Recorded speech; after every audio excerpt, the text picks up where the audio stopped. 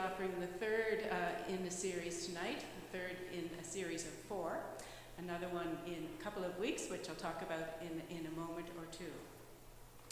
And since we've gathered the last time here in the sanctuary for Heritage Talks, it's been a very busy time at the Kirk with a very successful anniversary weekend consisting of an anniversary gala concert that was very well attended and very much enjoyed, plus a very special anniversary worship service led by the moderator of our national church, the Reverend Jeffrey Murray.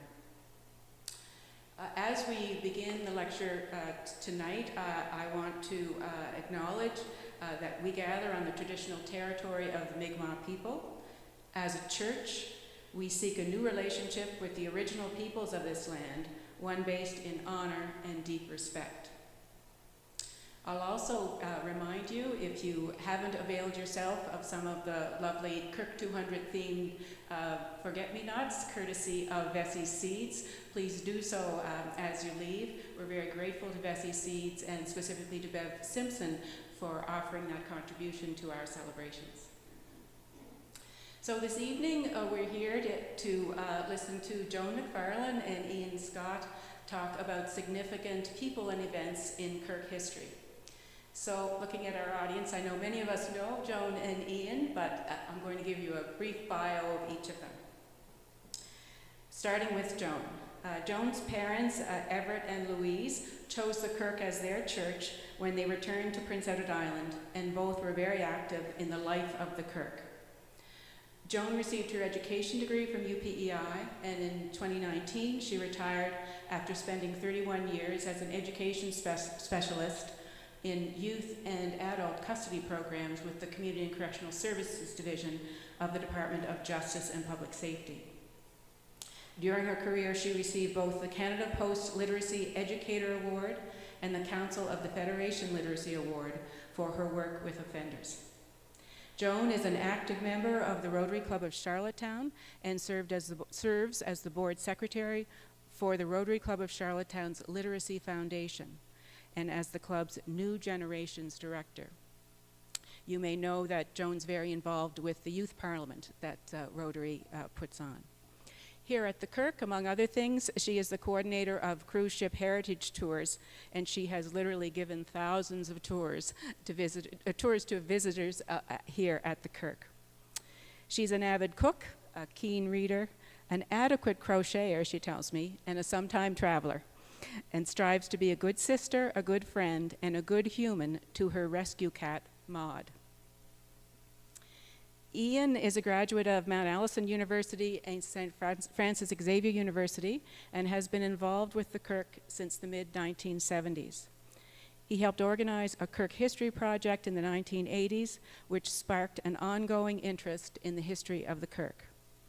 He worked in the public archives and as executive director of the PEI Museum and Heritage Foundation in the 80s and continued working with the province until his retirement.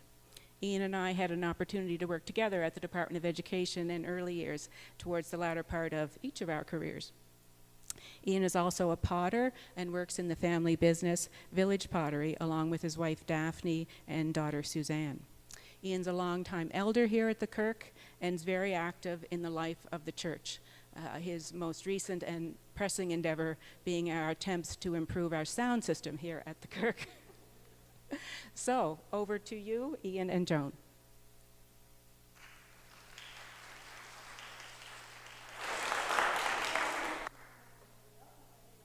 This is a little intimidating. When Ian and I started talking about our presentation, it became very clear that we had enough for about 7 of these. So we've practiced restraint, we hope, but some of it we will be doing more about the Kirk's outreach and missions when Amanda gives her talk in a week or so. We were given strict instructions by Jim McNutt not to talk about architecture, but sorry, Jim, not sorry. So, Ian. My welcomes as well, and thank you for coming in on this busy weekend evening. Joan and I were trying to cover a few of the highlights from our history. But we wanted to give you a little bit of a framework first. And I remember writing exams, and I would always have a list of dates that I would scramble in and write them all down on the back of the exam questionnaire just to have all those dates down to be able to construct essays. But anyway, often getting the dates clear in our minds helps. But there's no test here today, but we just thought we would start off with a few dates just to kind of give the framework for what we're going to be talking about. So in Charlottetown, I have to remember to talk into this mic because it's being recorded, so I can't move around too much. But I guess if we look back to founding dates where Presbyterians were worshiping, were back in the before the 1790s. But in 1796, St. Paul's had sort of a foundational establishment. It was became Established Church of Scotland and Established Church of England. But it was built by private subscription on public land. So government didn't build it. Government gave the land, but the people had to come up with the money. 1825, which is our founding date, June, separate Presbyterian congregation. 1831, the first Kirk building, the wooden Kirk, opens. First service in Gaelic, second one in English the same day. So if any of you have been here to church this morning, you can count coming to church twice in the same day. The 1878, the new stone kirk dedicated. And October 20th was the day. And so when we were looking for our sort of anniversary Sunday, we really didn't have an anniversary Sunday in the church for many, many years. We thought we should have one every year. And so we ended up saying, let's go with October 20th, the closest Sunday to that. So what that has worked out to in most years is the first Sunday after Thanksgiving. So that's how we remember it. First Sunday after Thanksgiving is our anniversary. So this is our 200th, and it doesn't feel a day over 199. So the new Kirk stood without a hall. We'll explain more about that. But in 1895, a hall was built, attached on the hall we know now. 1893, 3 years later, they just get the structure complete and fire breaks out. More on that. 1931, jumping way ahead, the reorientation of the interior, and then 1965 is the office, the new wing, and the redevelopment of the hall. So, who was John Stewart? John Stewart of Mount Stewart, Captain John Stewart of Mount Stewart, he's remembered. But who was he? And just recently, 2 weeks ago, he was commemorated by the Historic Sites and Monuments Board of Canada. So I'm going to read a little bit about him. So he chaired the meeting that brought about this congregation. And he was known as Hellfire Jack by his enemies. He was involved as a political office holder, and he acquired a few enemies, including the governor of the day.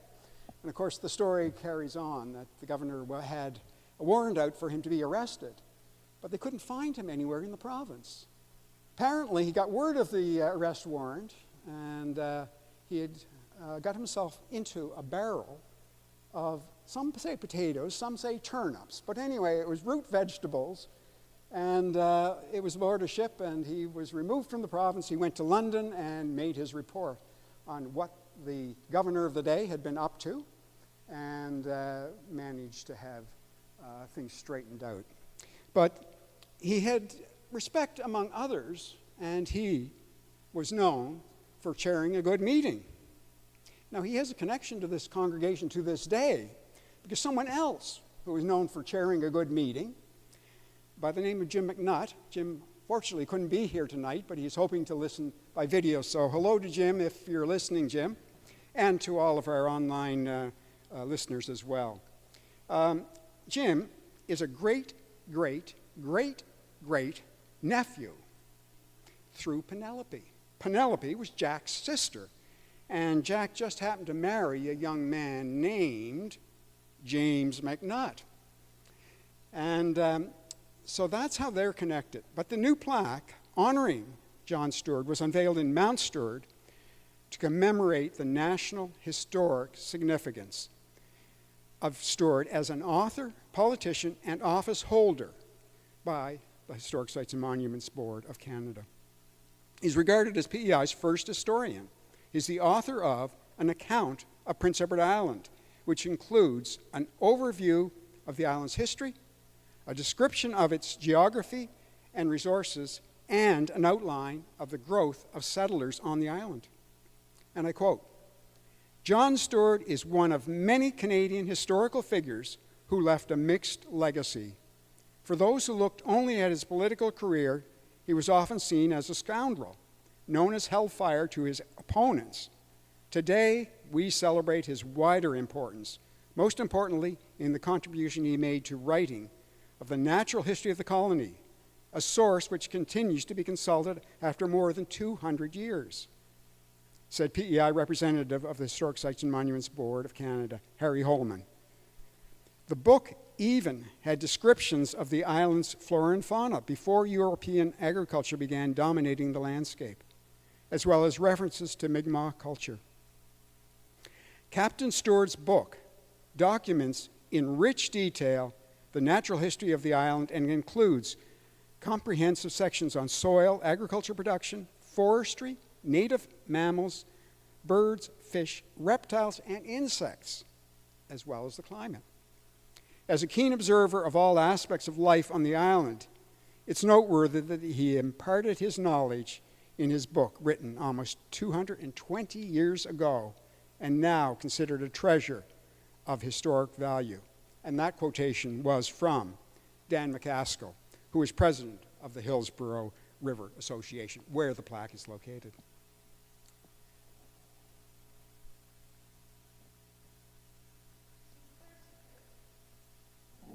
They held a public meeting in the old courthouse in June of 1825, and they raised 431 pounds for the construction of a church. And 2 pounds came from here, and 2 pounds came from here, there, and 2 pounds came from Alexander Keith's brewery, and so on and so forth. And the established Chief Church of Scotland was asked to send out a learned and pious minister. So construction of the first kirk, which was a wooden structure, began in 1826, and the building dedicated for worship on August 9th, 1931. And the Reverend James McIntosh was inducted on the same day. Now, the kirk was actually finished in 1828, but they waited to dedicate the building and induct the minister at the same time. Now, the old kirk was described as a large, comfortable, and commodious building housing the elite of Charlottetown at worship, and gave the impression of size, magnificence, and grandeur. And one of the elite of Charlottetown was John Hamilton Gray, who was an elder in the first kirk. So, and there's a plaque to his memory in the Summers Chapel. So one of the interesting things about the old kirk was that they charged pew rents instead of a voluntary collection. So if you've ever wondered what the little brass number tallies are on the ends of the pews, those are a relic of those days when we charged pew rents. So in 1855, the cost per Sabbath for an A seat, I suspect for the elite, 60 cents per Sabbath. D seats, a little further back maybe, 30 cents. And the gallery ranged between 5 and 10 cents each. And oh, by the way, your 60 cents got you to the pew divider. Didn't get you the whole pew. Got you as far as the divider.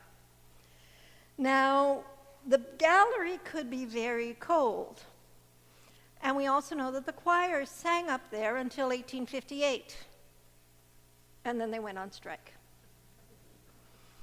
They demanded to come back down into the sanctuary because of the cold. And so they did. In 1872, they abolished the pew rents in favor of a voluntary collection, but they brought them back 3 years later to help pay for the new building. 10 years later, the trustees were having trouble collecting the rents. And so they passed a motion that said people would forfeit their allotted pews if they failed to pay for 12 months. And I think they went back to a voluntary collection. Now, the wooden Kirk, which opened, served for 46 years on the site. But it had an afterlife for 18 years because it had been moved next door. And it served as both a hall, a Sunday school, and a temporary church while this stone church was being built on the prominent corner. So they wanted the site, so they just moved the wooden building off the site, and it continued to serve for 18 years. After that, it was cut in two or more, even maybe more pieces and moved off the site to make housing. And part of that church lives on today. So it was 18 years as a hall and then moved in pieces. But I wanted to show you this lovely little painting, which is actually owned by Jeannie and Jim Lee and has come down in the Lee family. It's unsigned, but it's quite clearly a Robert Harris painting. But it shows the pond, government pond, and there's a photograph actually of some of the Harris children, the nephews, playing by the pond with almost the exact composition. But it shows the Kirk, the old Kirk, to the left, and the new Kirk, and Fitzroy Street running down to the pond. This is another engraving done from Brighton Road, again showing the position of the two towers. The narthex portion, which you see at the back, was a portion that has survived. It was moved to 43 Churchill Avenue and made into a lovely little house. A family member of ours was actually looking at it at one point, and I toured through. They were considering purchasing. But in more recent years, a gentleman who is a veteran has totally renovated it. And while he was taking off all the shingles, I came by and told him, this is a part of the church that was moved here. He was very interested, and of course you could see the lines. The roof has been raised to create the second floor, but you can see the old line of the old narthex. So the old building lives on as a lovely home on Churchill Avenue. So the Kirk has had several manses, and they all have had continuing lives. All three of the manses are still standing, and all within a few blocks of the church. So this is the first manse you see to the right of the church. And this gable end, watch for it, because it's going to show up at the top picture. That, again, is Government Pond, right where Euston Street turns into Brighton Road. What was known as Old Sam's Bridge, or Black Sam's Bridge by some people. And that area is still there. So this now has a new facade on it, sort of an attempt at a colonial look, but it's still providing housing for people. Oops, we go back one. This was the second manse. Many of you will recognize this right off, corner of Brighton Road and Ambrose. And this served as the manse for a number of years, from 1906 to 1926, primarily the years of Fullerton. And we'll be learning about Thomas Fullerton. This house goes back to the McKinnon family. Donald McKinnon, known of Big Donald, is the bell outside of City Hall. And Donald McKinnon operated a tannery in the area. That area was kind of a rundown area where tannery waste would go into the stream and then into the pond and into the ocean.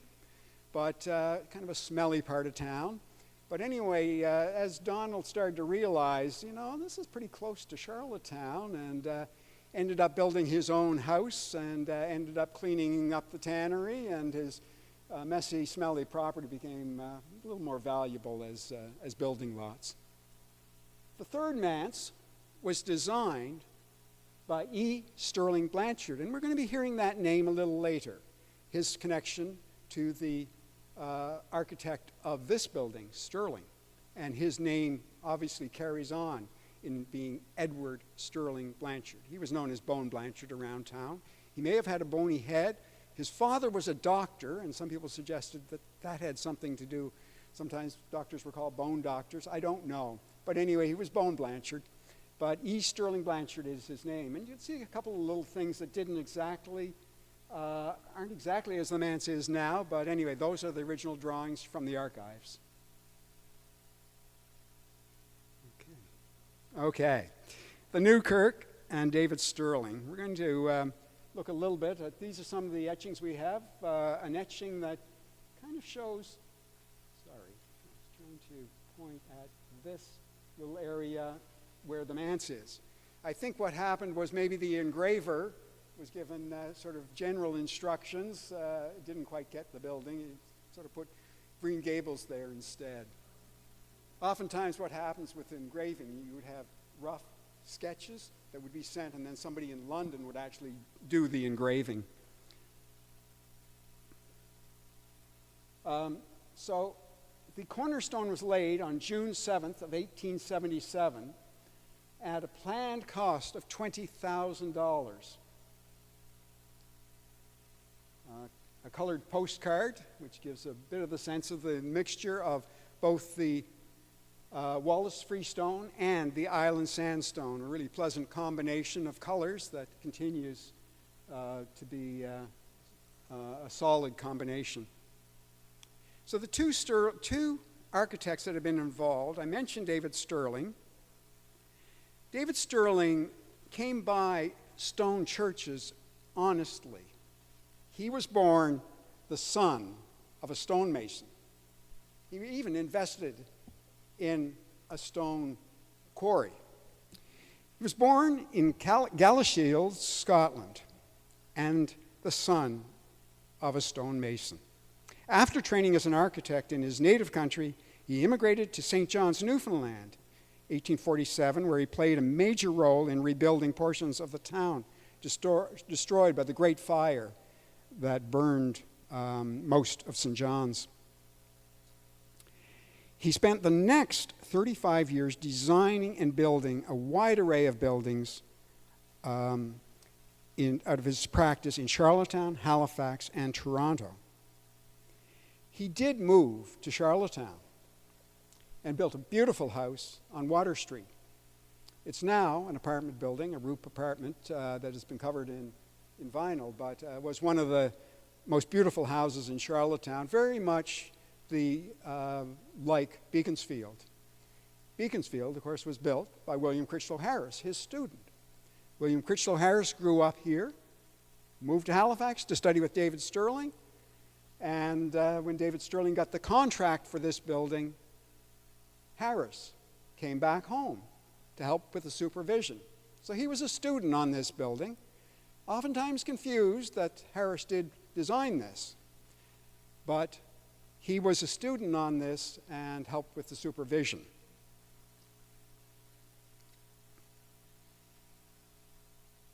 David Sterling was described as the leading architect in Nova Scotia when he was commissioned to do this. So the interior of the church was facing in that direction, the original church. This shows the fire, 1898, on April 11th. And you can see the smoke actually coming out of the roof. So we were lucky to have the fire chief as a member of the congregation, Albert Newton Large, lived very close, and the help of the fire department, they saved the day. Extensive damage. So who comes to the rescue? William Critchlow Harris. known to the family as Will, brother of Robert, a family of 4 kids that came with their parents to Charlottetown.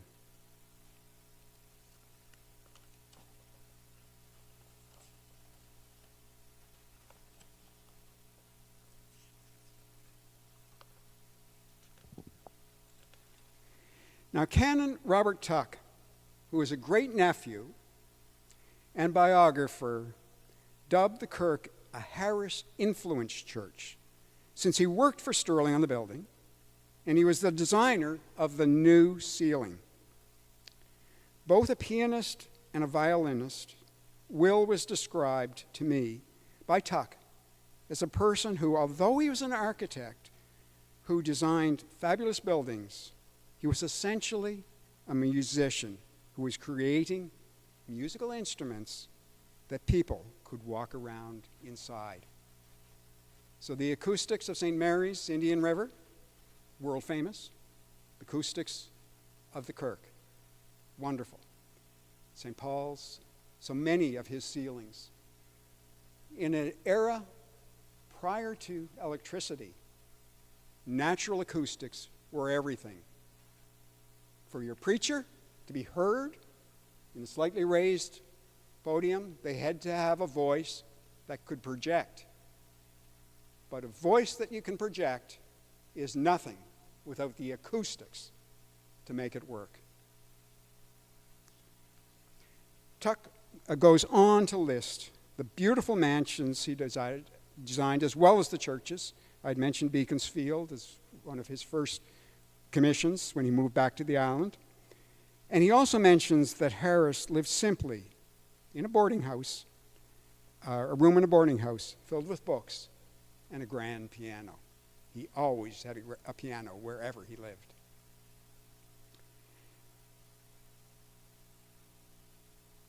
So we can see the groin ceiling, which was the Harris result, brought about by the fire.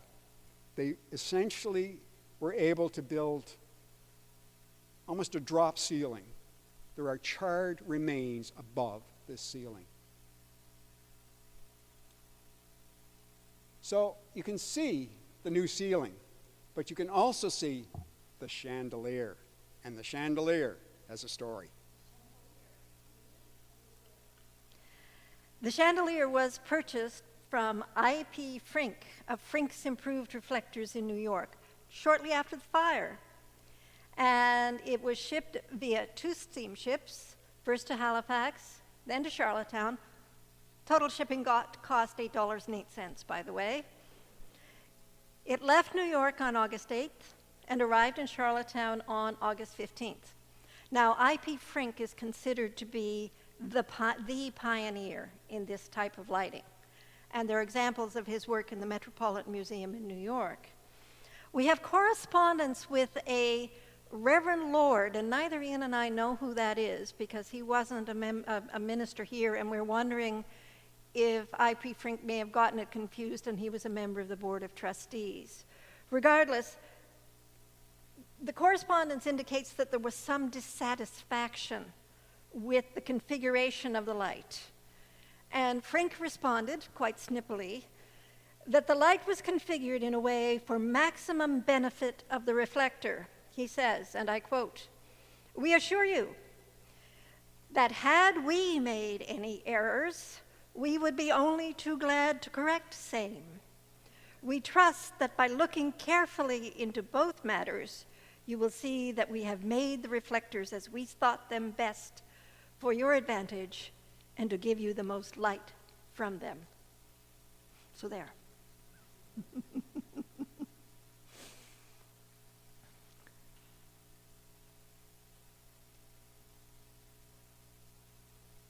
This gives you a little bit of an idea of how the reorientation worked.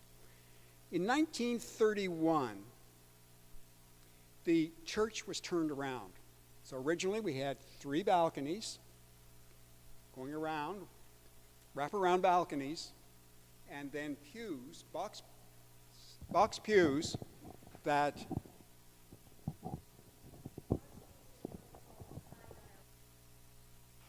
So you would come in and you would go either side. There was no center aisle at the time.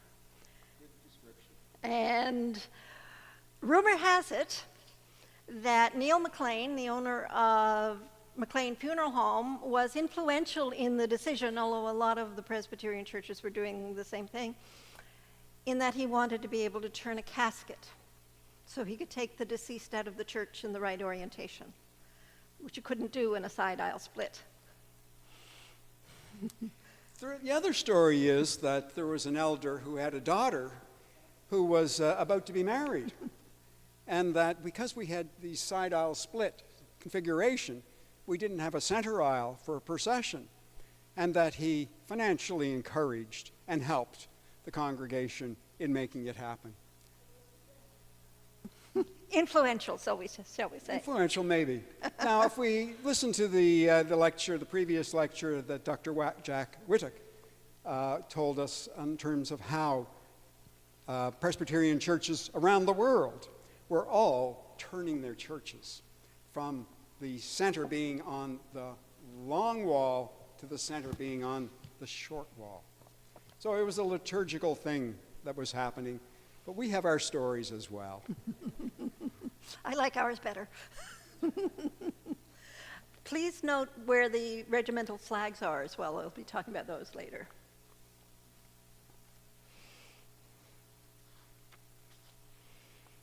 Okay, we're going to move to the windows.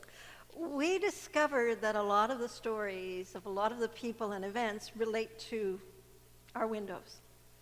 And as you look around at our beautiful windows, it doesn't take you long to figure out that most of them are memorial windows. They say in loving memory, or to the glory of God, or similar wording, except for one. And it is one of the original windows in the church. I'm talking about the Good Shepherd window. And it says, presented by J.C. Pope and William Welsh. J.C. Pope on the top, a conservative. William Welsh on the bottom, a liberal. We're brothers-in-law.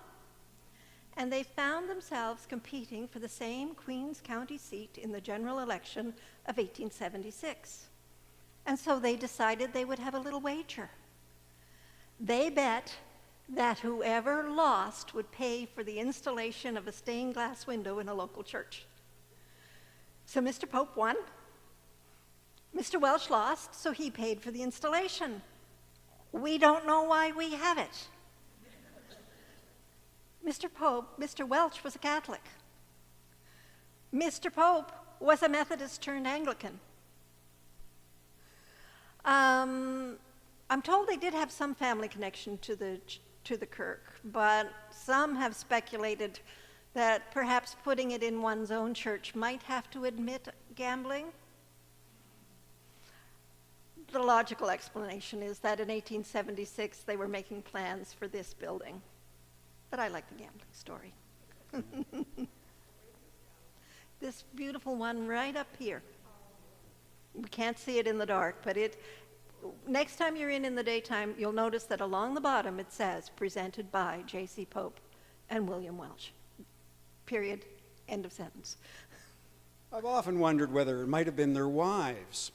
So they married, it was a family of 7 girls that they each married into, and wondered whether there might be a connection there. But I checked, and baptism for all 7 girls is at St. Paul's Anglican. So that wasn't it.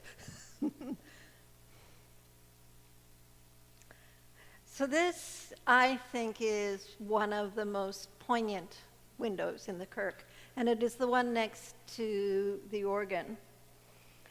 Aubrey Blanchard was a young engineer, and he had just graduated from McGill in 1905, and he drowned in the St. Lawrence River. He was 23. And the window actually says, "Lord, save me." The interesting thing about Aubrey Blanchard is that he was the son of Edward Blanchard and Ella Lee. They were the very first couple married in this building.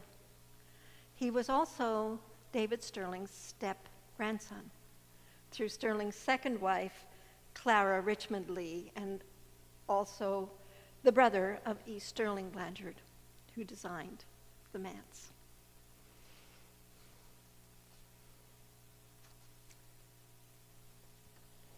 So we have a number of Scottish elements to the, quite naturally, to a Presbyterian church. But the congregation, over time, have dedicated windows. Most of them have come from individuals, from families, as memorial windows. So these, over a period of time, all of the windows in the sanctuary have been replaced with stained glass windows. So there are 6 of them that have a Scottish connection. Connection to sometimes the individuals being dedicated are from Scotland. In most cases they are. But they have also, the families have chosen Scottish saints to be commemorating. We're going to start at the back, the pair of windows that are just next to the Blanchard windows, and you'll usually find Mary Burnett there on a Sunday morning.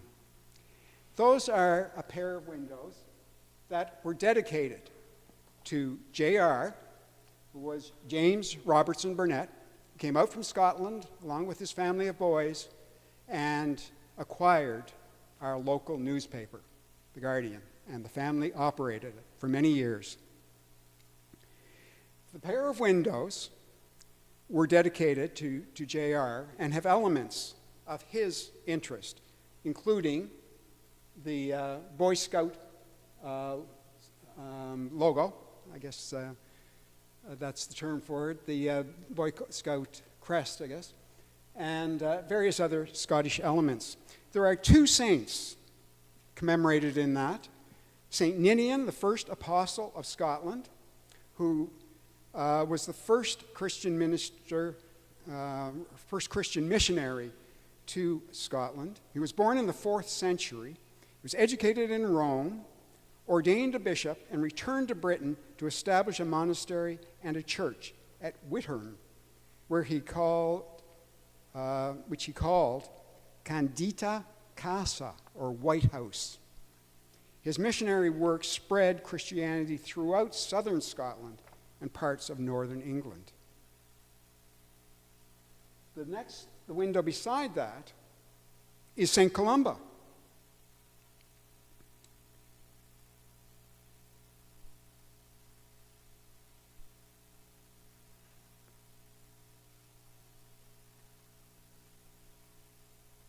St. Columba was an Irish abbot and missionary who founded the monastery on the Isle of Iona in 563 AD, which became a vital center for spreading Christianity throughout Scotland and northern England. He is known as the Apostle to the Highlands for his missionary work among the Picts and the Scotland. And our own minister has spent time with the Iona community, a modern-day community that is now active throughout the world. It began in Glasgow, but bases itself on Iona. St. Nicholas will now move.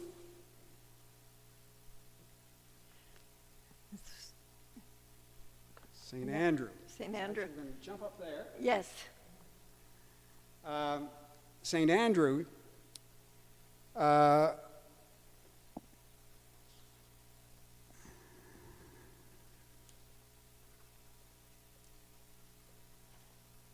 the patron saint of Scotland, due to the legend that a monk named St. Rule transported relics of St. Andrew to Scotland in the 4th century, establishing a major pilgrimage site. His associations were officially recognized in the 1320 Declaration of Arbroath, a document asserting Scotland's independence. St. Andrew was an apostle of Jesus, a Galilean fisherman, and his emblem is the X-shaped cross, which appears in the Scottish flag as well as the Nova Scotia flag, known as a saltire. The word originates from Old French salture, meaning a stirrup. Now, there's one other I missed, St. Nicholas. St. Nicholas is right up here above the hope window. And Nicholas and Andrew are part of a three, along with hope, which is below.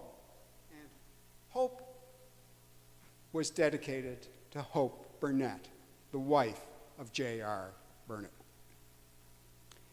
St. Nicholas is the patron saint of Aberdeen, and based on his being a patron of sailors and merchants, and the city has a long maritime history. The Kirk of St. Nicholas in Aberdeen was the city's mother church, and was named after him, and has been a central part of Aberdeen since at least 1151. We have a direct connection to the generosity of Glaswegians who helped fund our first minister, the first missionary who was sent out to minister to us here at the Kirk. St. Nicholas is also the patron saint of archers, repentant thieves, children, brewers, pawnbrokers, toy makers, unmarried persons, and students. He was a Christian bishop of Greek descent from the maritime city of Patara in Anatolia, and for his generous ways in gift giving, we remember St. Nick best through the folk tales of Sinterklaas, which we in English know as Santa Claus.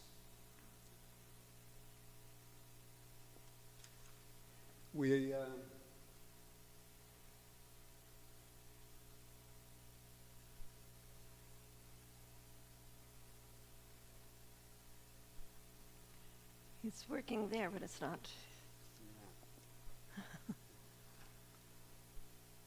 We have two other Scottish saints that Joan is going to talk about, but I just wanted to mention a bit. They're over here, but she'll tell you more. They are St. Kittigen, the 6th century Celtic Christian missionary and bishop of Glasgow, and St. Margaret of Scotland, known as Margaret of Wessex, the Pearl of Scotland. So those were our 6. Come on here. Get blank slides. There. No? Technology is wonderful, but not entirely reliable. There we go. There are Margaret and Kintigern. Except we're a little too far ahead. Yeah, we're too far. Yes.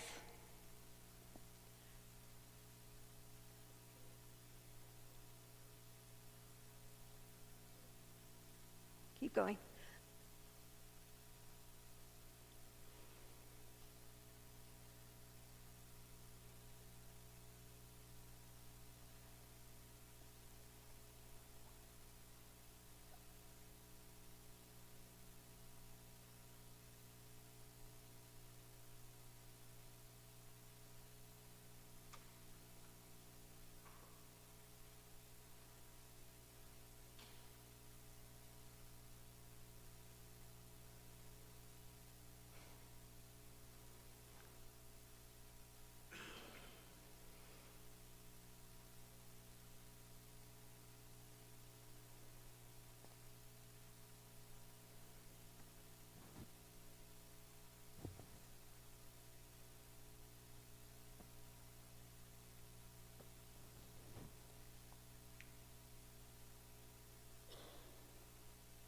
Why don't I just keep going and you see if you can find the photos that, that go with it.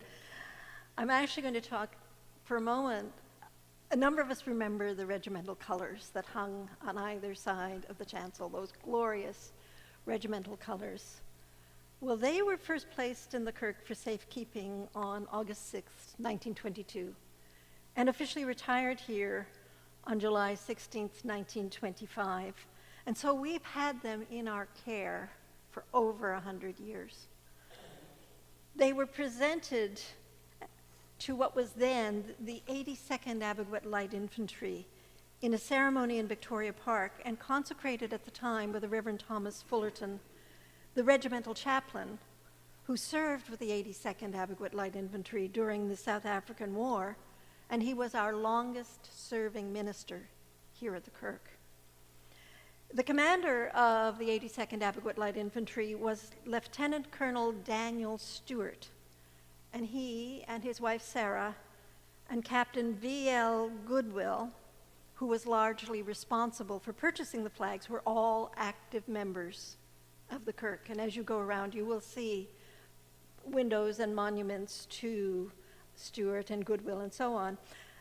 When we get booted back up, you will see some remarkable pictures that Ian received from Gordon and Marguerite Stewart's daughter, Pamela Liddell. Lieutenant Colonel Dan was her great-grandfather. So both of the flags bear the inscription Abaguit Light Infantry and the Roman numeral 82, and the regimental color bears the motto Semper Fidelis. And I'm just going to stop for a moment to see if Ian can bring the pictures up. Good. Around 35.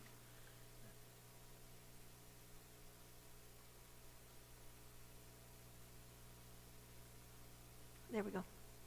There we go. Okay.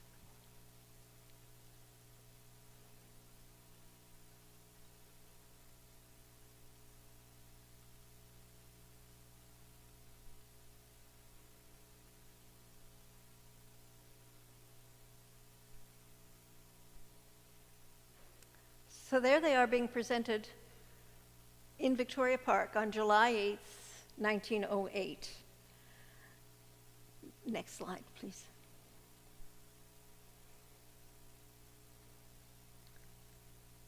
Oops, other way. So as you can see, we have the royal flag and we have the king's color and the regimental color being held out. The king's color, of course, with the Union flag, and the regimental color with Prince Edward Island in the center. Next one, please. This is Lieutenant Colonel Stewart's wife, Sarah Jane Cameron, and she's presenting the regimental color in this photo, and you can just see a glimpse of a white dress. And that is Adelaide McKinnon, the wife of the Lieutenant Governor Donald Alexander McKinnon, and she presented the king's color. And the McKinnons and the Stewarts were great friends. The colors went with the Prince Edward Islanders into the First World War. And on Sunday, August 6, 1922, as I said, the 82nd colors were borne to the Kirk by Captain A.R.B. Duck and Major T. Edgar McNutt, and accompanied by an escort. Church authorities accepted the colors for safekeeping in honor of the regiment as a memorial to those who had fallen and as an inspiration to the living. On July 16, 1925, Major McNutt, acting on authority from Ottawa, requested the church authorities to hand the colors to him so that they could be formally handed over to the Prince Edward Island Regiment, the successors of the 82nd Battalion. This being done with proper ceremony outside the church building, the colors were then returned to this church, where they remain to this day. And as you could see, they have deteriorated quite badly over the years, so we had permission to have them conserved, and they're now in display cases for protection. And they were rededicated in 2022 with members of the Prince Edward Island Regiment. But I vividly remember them hanging on either side of the chancel. Next slide, please. And this was what was with them when they were hanging in the chancel. These colors were originally presented to the 82nd Regiment, the Abaguit Light Infantry.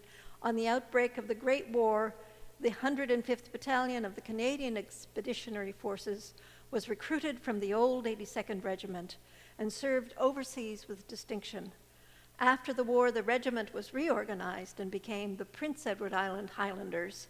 This regiment is affiliated with the famous Scottish regiment of the British Army, the 42nd, the Black Watch.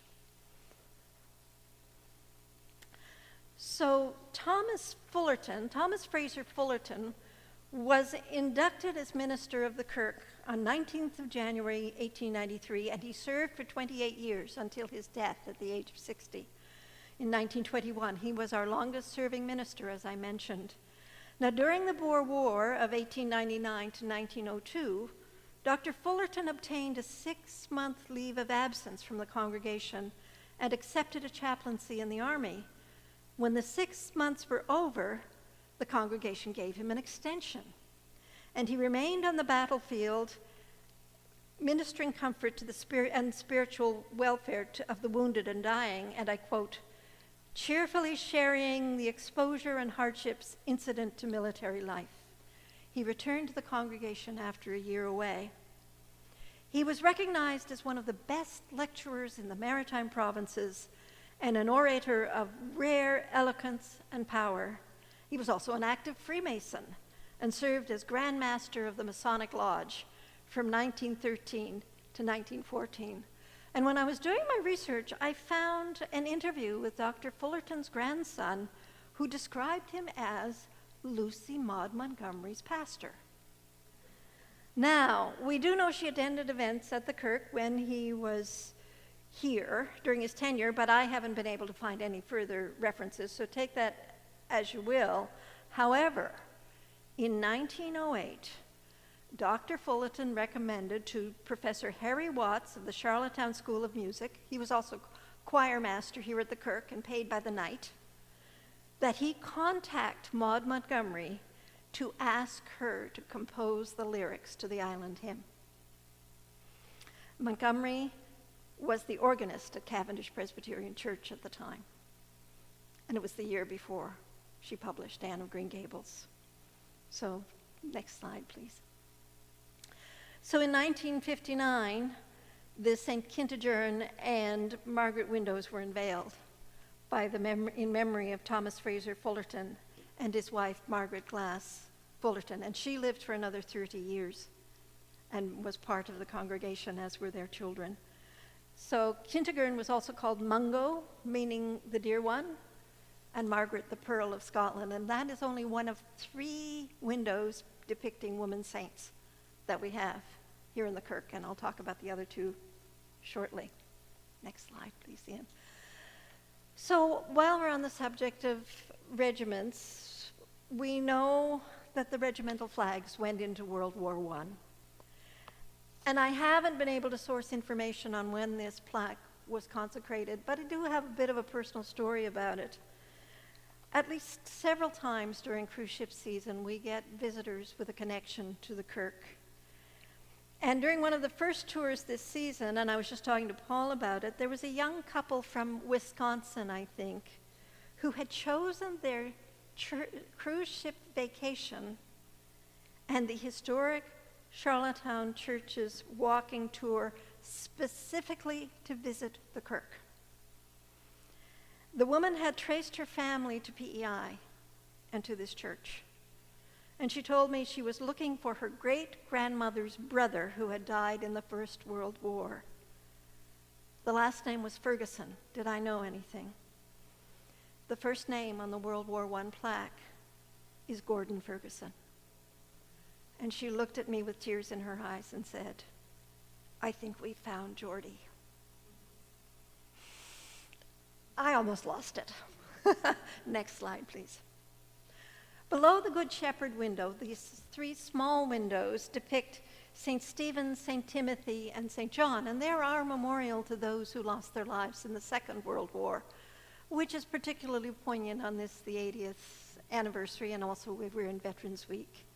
So on the top, we have the crests of the Dominion of Canada, the province of Prince Edward Island, and the city of Charlottetown.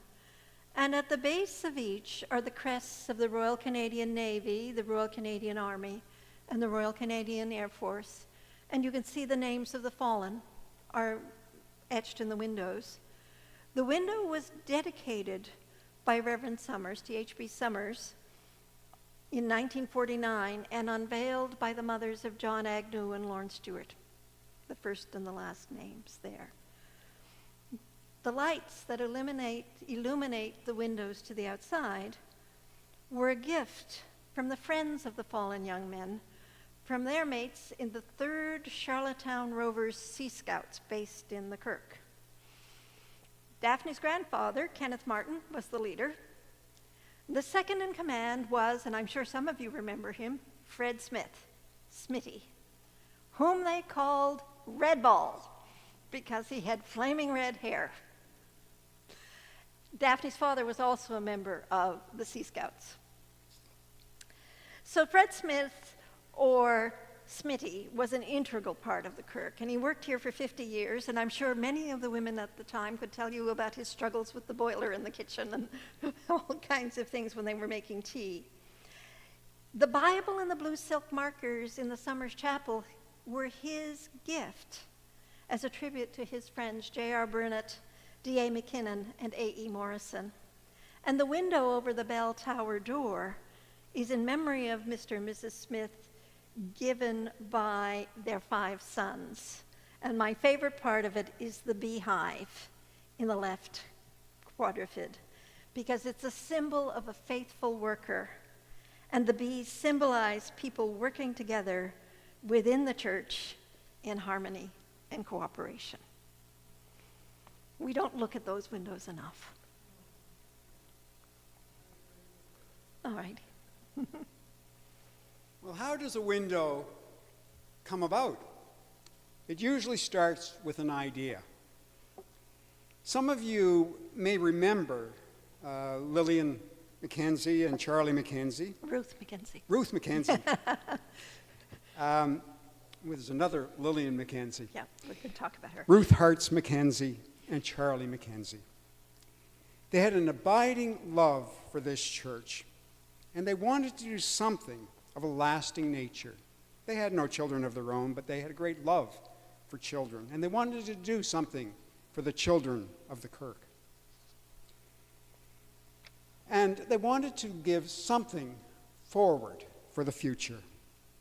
Ruth had seen her Lieutenant Governor father, Frank Hartz, and her great-grandfather do something very major for Trinity on Prince Street when they built the Benjamin Hartz Memorial Hall next to now what is Trinity Church. It's the community garden, that area. The building eventually had a fire, but stood there for many, many years.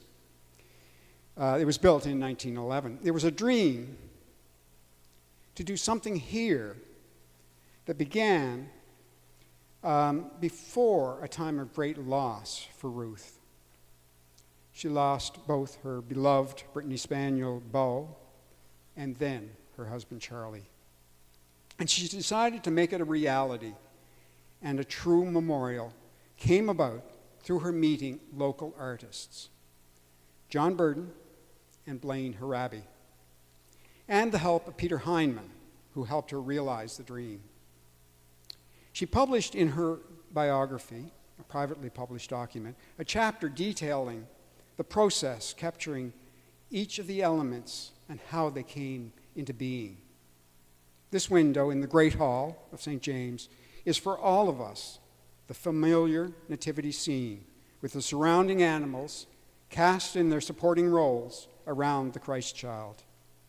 In the design process, some things had become personal for Ruth, and she eventually imagined that the 2 bluebirds high in the rafters, looking down, might just be Ruth herself, rejoined with her beloved Charlie, while the loyal dog might be their faithful Beau, ever present in lending his support.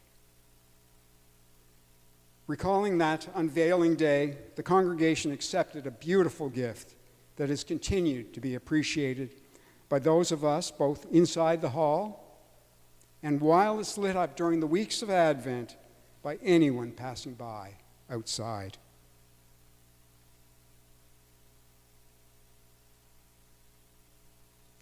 The bluebirds and Beau.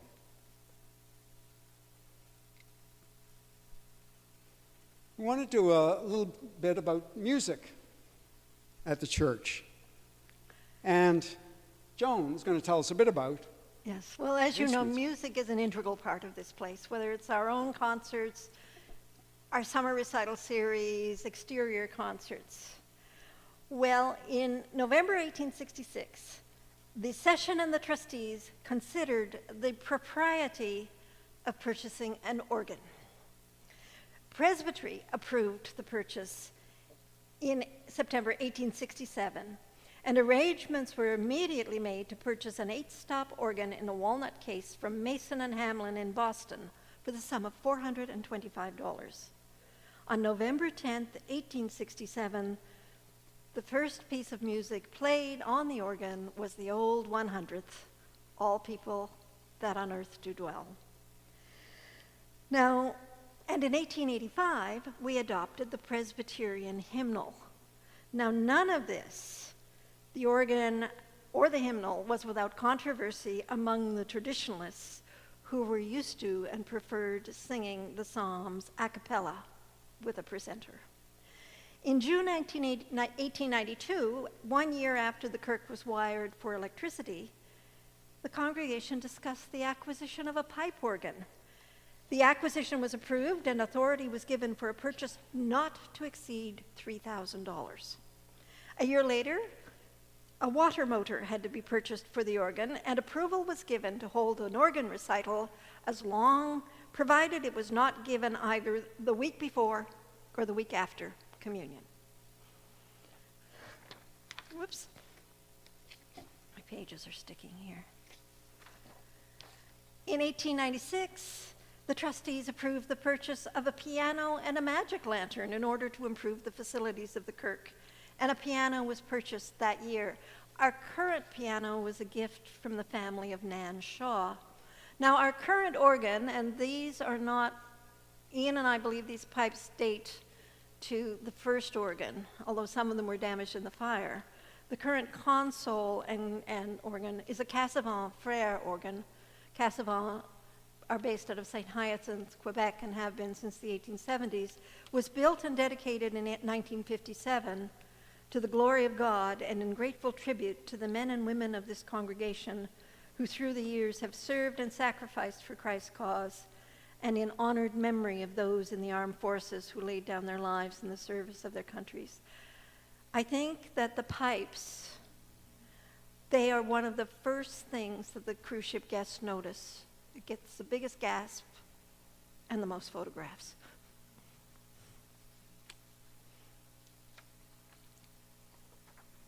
We've had a number of people involved with music ministry in the Kirk. Many of them have been here for quite a length of time. We've had organists and choir directors, and sometimes people who perform both functions at the same time. So you can see Professor Watkis might win the day, but if you check, Fran has beat them all. So Fran is the current record holder. We have also had a variety of choir directors, some names that you might remember. Marguerite and Raoul Raymond both sang in this choir and were well known for their voices and their contribution. A few pictures of the choir over time.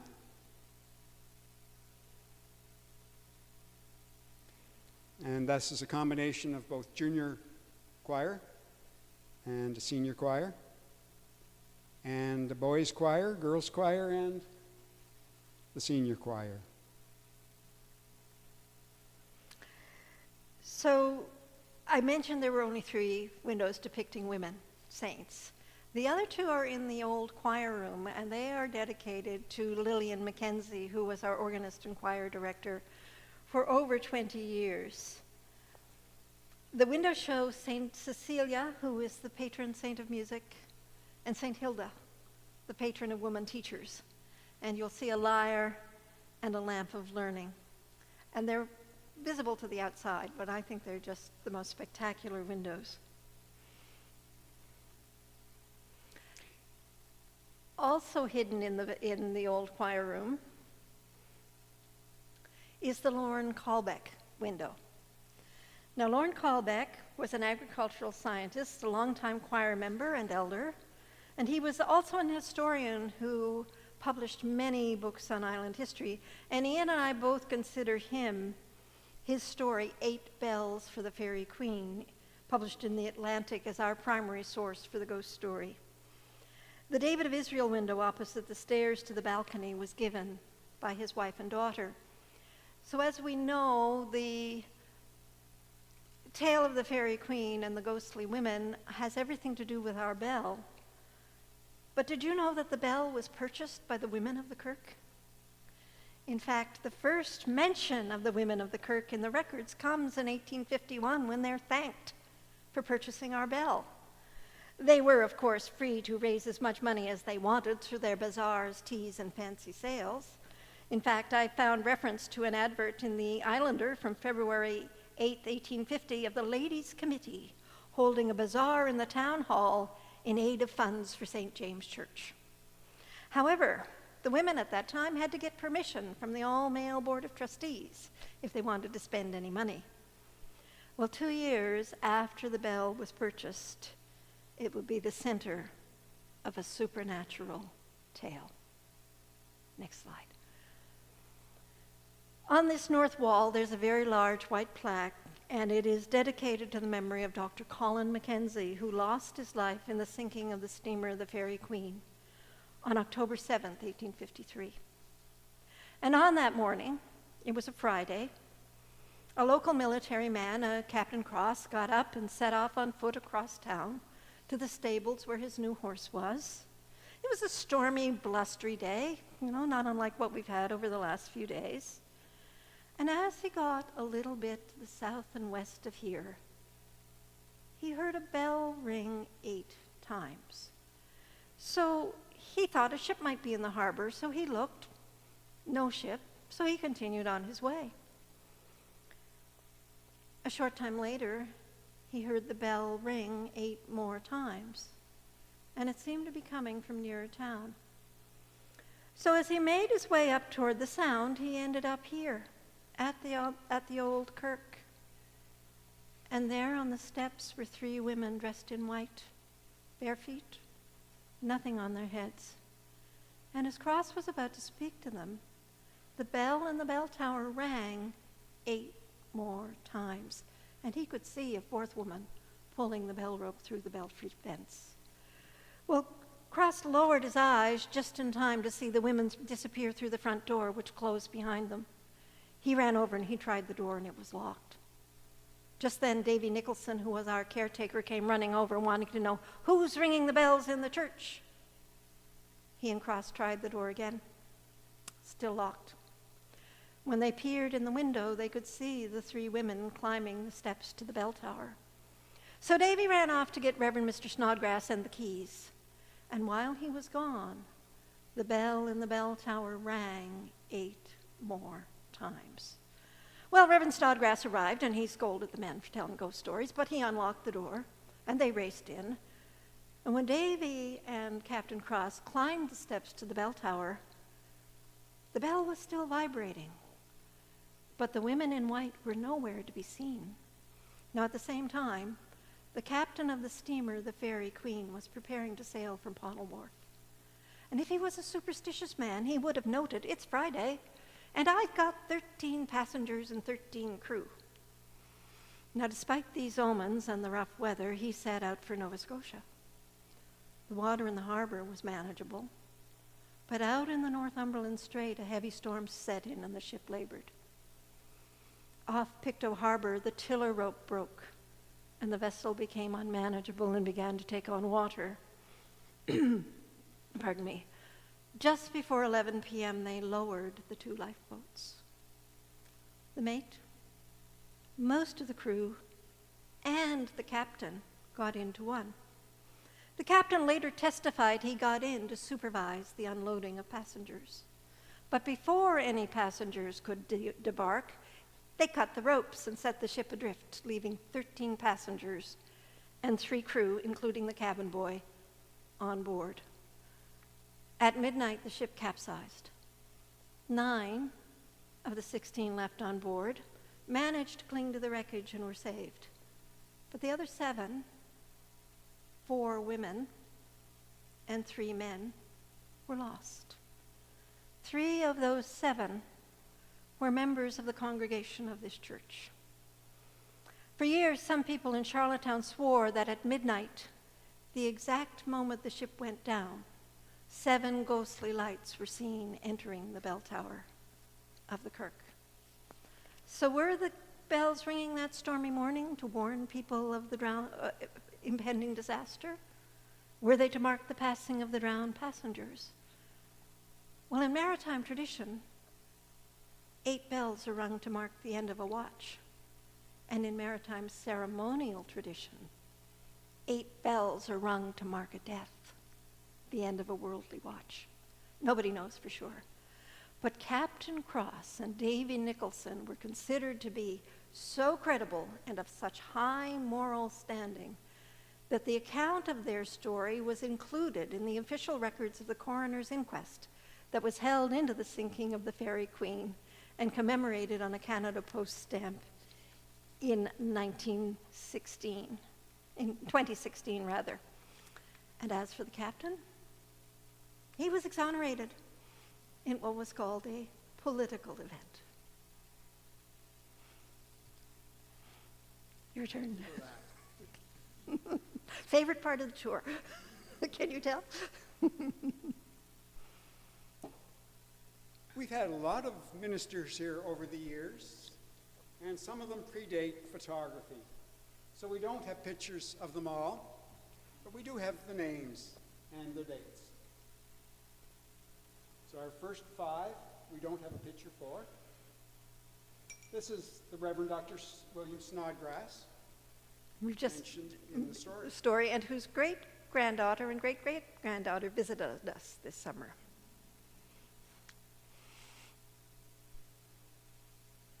Duncan, McLennan. So all of our early ministers came from Scotland. Brothers, Fullerton, Mulligan. Muir, Leggett, and Somers Was our first Canadian born. McQuaig, John Cameron, Susan Lawson, who was our first female minister, Michael Caveney, Jeffrey Ross, and our very own Amanda Henderson-Bolton.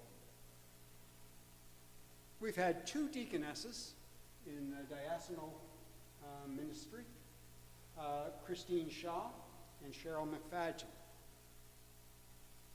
Cheryl's career took her off island, and she's now back on the island and still involved with ministry. So we'd like to kind of extend our thanks, but also just kind of reflect on kind of wrapping it up. We thought it might be worth kind of ending tonight reflecting briefly on how we make sense of our stories. Sure, history has lots of dates, and there have been more people than we can ever do justice to in terms of mentioning. Yet we wonder sometimes, what are the threads among what we collectively remember as a congregation, and how does it help us as individuals in understanding our own lives and our passage through time? I think we all feel the connections between people in the past and our own lives, especially when it comes to direct family. And as a church family, there are also other threads of kinship, as well as great affection and support. I often wonder how to make sense of the Kirk's ghost story, and like Joan, I've been asked many times to recount it. Clearly, most tellers have mentioned the Scottish folk traditions around the forerunner. And for me, the great loss of those bright young people on that cold night became vividly real when I learned that the two DeWolf girls, aged 21 and 22, were related to my own family and had come from Wolf, where I grew up. I continue to care for the grave of their second cousin, Catherine Ann DeWolf, who married my great-great-grandfather after my own great-great-grandmother died. I only learned of this very recent years. All of a sudden, the story of great loss for a family and a community became real. And while coming to terms with great losses often is a common thread, it seems that remembering both the sad and the happy time through stories is a key part of being human. And for this, we give thanks to God. We want to thank you for coming out tonight on this busy weekend and look forward to some other areas that we haven't covered tonight in the following lecture. Should we take some questions? If we have time, Shauna, we'd... Sure. Okay. If there's any questions? A comment? I guess so.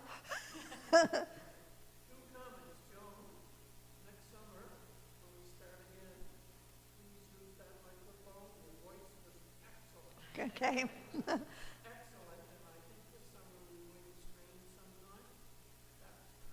Okay.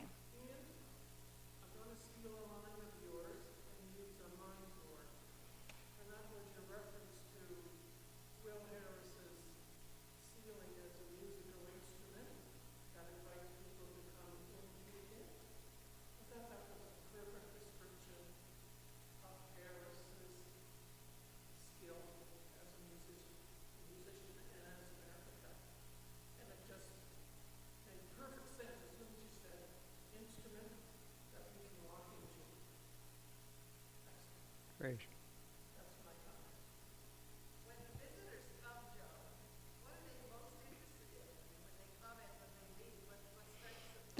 They like the ghost story. They're struck by the organ, the election window. See, I only have 25 minutes to half an hour, so this was just, pleasure. So those are the most things, the regimental flags. But they're struck by the beauty of this building and the number of people from Scotland who have commented on how much this reminds them of their churches at home, in Edinburgh in particular. Yes, Cyril.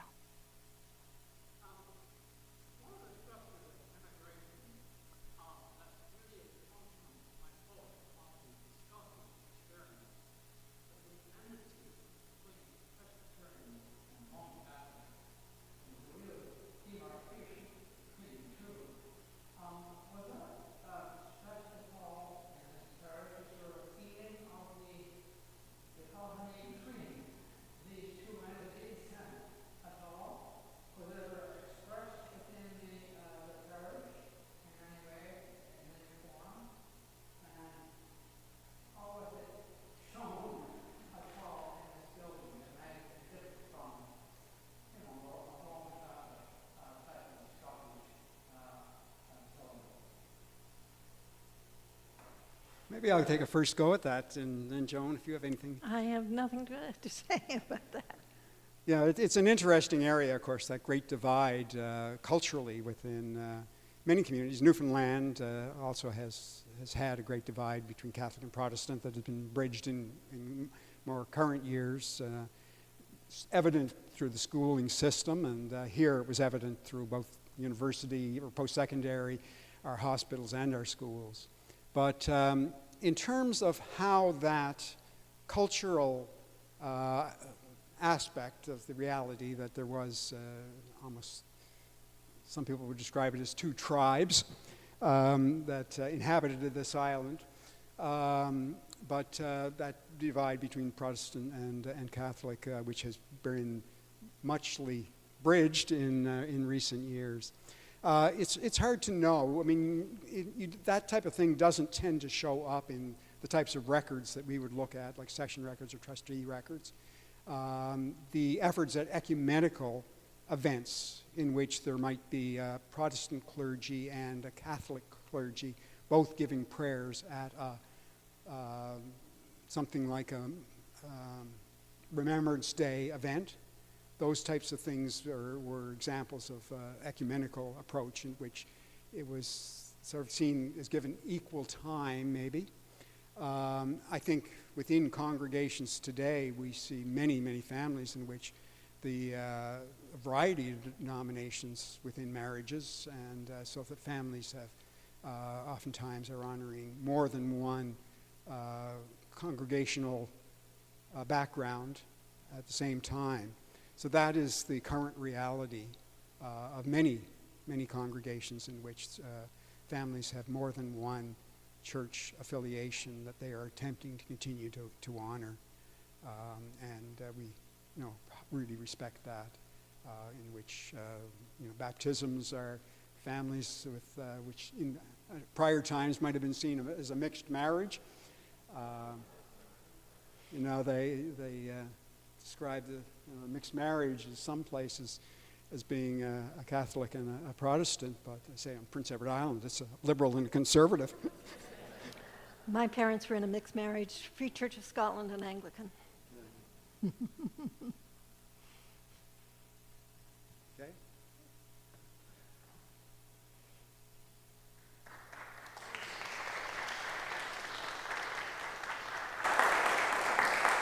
Well, thank you so much, Ian and Joan. That was really, really fascinating. I've been going to this church for 40-some years, I guess, and knew snippets of some of that, but putting it together in that way and the work you put into it was excellent, and we all appreciate it.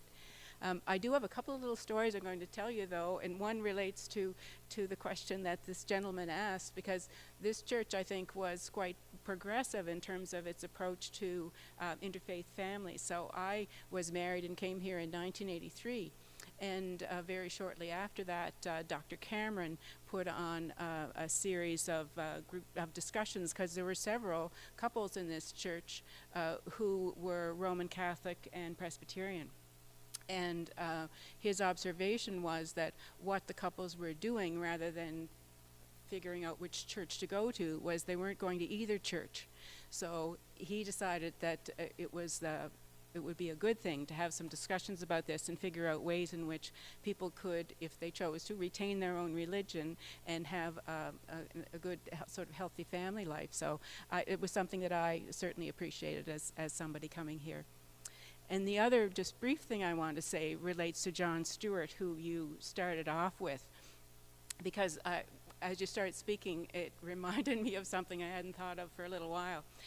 My sons were history majors at UPEI, and they took PEI history as part of that. And one of them, who is a musician, was in a punk band from university and for several years after that, and that punk band was called the Hellfire Jacks. So his name has spread widely. So thank you so much for this. I do have a token of appreciation for each of you, which I give on behalf of the audience here and those who are watching online. I also want to urge people to come back in 2 weeks to hear our beloved Reverend Amanda speak on the Kirk today, talking about some of the missions and also looking ahead to the future of our congregation here on the corner of Pownell and Fitzroy. So thank you so much for coming, and we hope to see you back here in 2 weeks.